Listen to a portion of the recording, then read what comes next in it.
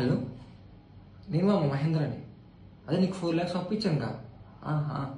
నేనే నేనే నేనే అదే నీకు ఇచ్చిన టైం ఆల్రెడీ దాటేసింది. అదే డబ్బులు ఎప్పుడు ఇస్తావు అని కొంచెం అర్జెంట్.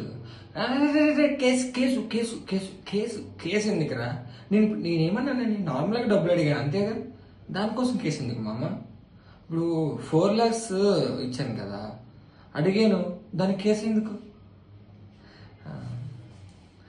Okay okay. ఓహో ఫ్యామిలీతో టూర్ వెళ్ళావా? ఓకే, టూర్ నా 4 lakhsతో నువ్వు టూర్ వెళ్ళావు. ఓకే, ఇన్ని వరల్డ్ టూర్. ఓకే ఓకే, ఎంతమంది 4 lakhs తీసుకున్నావు? సారీ, అంటే అంటే వరల్డ్ టూర్ వెళ్ళా అన్నావు కదా, అందుకు. నా డబ్బులు తీసుకుని నా మీదే కేసు పెడతాను అంటున్నా. నైసా? కాదు, ఎప్పుడు వస్తావు? అంటే కొంచెం అర్జెంట్ ఖర్చులు ఉన్నాయి, ఇంట్లో చిన్న ఫంక్షన్ ఉంది. ఒక నువ్వు ఓకే కేసు వద్దు, నువ్వు ఇవ్వను అంటున్నావు. ఎప్పుడు ఇస్తావు నీ ఇష్టం. అప్పటికల్లా నేను ఎవరి దగ్గర అప్పు చేస్తాలే. ఫంక్షన్, మా ఫంక్షన్ అప్పు చేసుకొని నేను చేసుకుంటా.